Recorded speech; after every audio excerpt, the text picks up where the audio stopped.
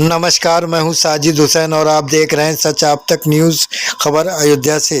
भाजपा के अयोध्या विधानसभा प्रत्याशी के चुनाव कार्यालय का हुआ उद्घाटन। वैदिक मंत्रोच्चार के बीच विधायक ने काटा फीता। भारतीय जनता पार्टी के अयोध्या विधानसभा प्रत्याशी के चुनाव कार्यालय का उद्घाटन वैदिक मंत्रोच्चार के बीच महंत कमल नयन दास, विनय कटियार, विधायक वेद प्रकाश गुप्ता ने फीता काट कर किया। इसके बाद पदाधिकारियों तथा कार्यकर्ताओं ने सामूहिक रूप से प्रधानमंत्री नरेंद्र मोदी की मन की बात सुनी। उद्घाटन कार्यक्रम के मुख्य अतिथि कमल नयन दास ने कहा कि योगी आदित्यनाथ के नेतृत्व में उत्तर प्रदेश विकास के पथ पर निरंतर आगे बढ़ रहा है। पूर्व सांसद विनय कटियार ने कहा कि सरकार की जन कल्याणकारी योजनाओं से सभी में उत्साह का माहौल है। सभी को इसका लाभ बिना भेदभाव के मिला है। विधायक वेद प्रकाश गुप्ता ने कहा कि अयोध्या सरकार की प्राथमिकताओं में है। यहाँ का अभूतपूर्व विकास योगी आदित्यनाथ के नेतृत्व में किया गया है। जिला पंचायत अध्यक्ष रोली सिंह ने कहा कि सरकार दीनदयाल उपाध्याय के अंतिम व्यक्ति के उत्थान के नीति को आत्मसात करके सरकारी योजनाएं बनाई गई हैं तथा सभी पात्र व्यक्तियों को इसका लाभ दिया गया है। महापौर ऋषिकेश उपाध्याय ने कहा कि सरकार बनने के बाद अयोध्या को नगर निगम घोषित किया गया तथा अयोध्या की महिमा तथा गरिमा के अनुसार यहाँ तक का विकास हो रहा है।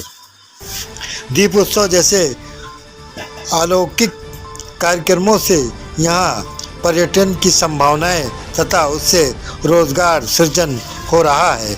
महानगर अध्यक्ष अभिषेक मिश्रा ने कहा कि सभी कार्यकर्ता अपनी पूरी शक्ति से चुनाव में जुटे, योजनाबद्ध तरीके से जन कल्याणकारी सरकारी योजनाओं तथा विकास के बारे में लोगों को संवाद कर रहे हैं। चुनाव संयोजक डॉक्टर बाके बिहारी मणि त्रिपाठी ने कहा कि भाजपा के पदाधिकारी व कार्यकर्ता टोली बनाकर डोर टू डोर जनसंपर्क कर रहे हैं। सरकार की नीतियों के बारे में जनता को अवगत करा रहे हैं। पूर्व मंत्री अनिल तिवारी ने कहा कि प्रधानमंत्री के मंत्र सबका साथ, सबका विकास, सबका प्रयास से हम सबका विश्वास प्राप्त करने की दिशा में आगे बढ़ रहे हैं। ब्यूरो रिपोर्ट, सच आप तक न्यूज़, अयोध्या। प्रोग्राम रहा आज अयोध्या विधानसभा चुनाव कार्यालय का उद्घाटन हुआ है। इस उद्घाटन समारोह में विनय कटियार जी, जिला पंचायत अध्यक्ष, प्रतिनिधि, मेयर साहब और हमारे भारतीय जनता पार्टी के सभी पदाधिकारी, अभिषेक भाई साहब महानगर अध्यक्ष और सभी पदाधिकारी मौजूद रहे। भारतीय जनता पार्टी पूरी दुनिया की राजनीतिक सबसे बड़ी पार्टी है। सबसे ज़्यादा पदाधिकारी हमारे यहाँ आज अयोध्या में हमारे बड़े नेताओं से आज हम लोगों को मार्गदर्शन मिला। चुनाव का बिजुल बजा।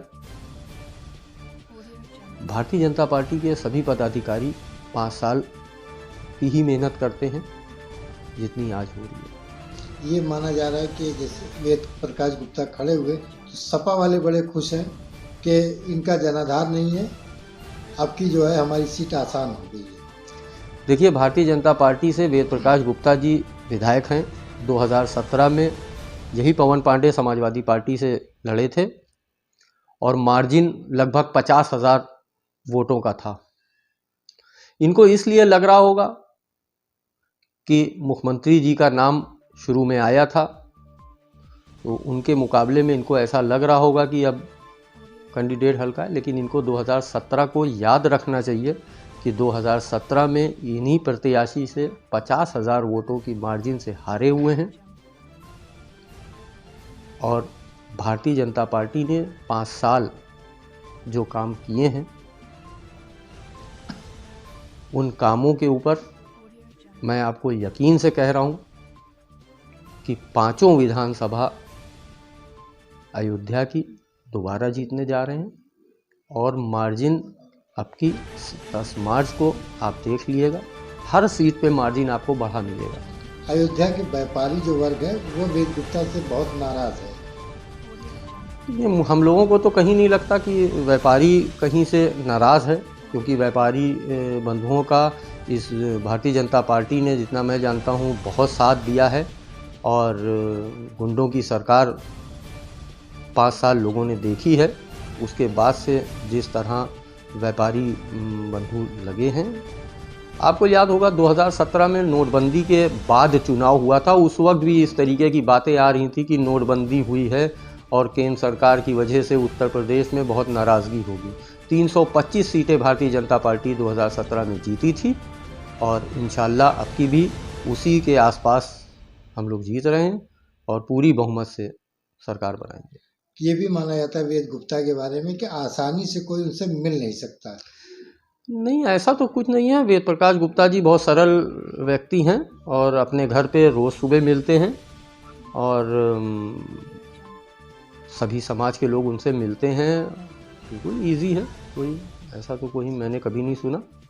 आपका नामांकन की प्रोग्राम क्या है? नामांकन वेद प्रकाश गुप्ता जी कल करेंगे और 3 फरवरी को, और पूरी कोविड प्रोटोकॉल के तहत जो भी उसमें होगा उस तरीके से। इससे पहले भी कोई कार्यक्रम पार्टी कार्यालय पे होगा क्या?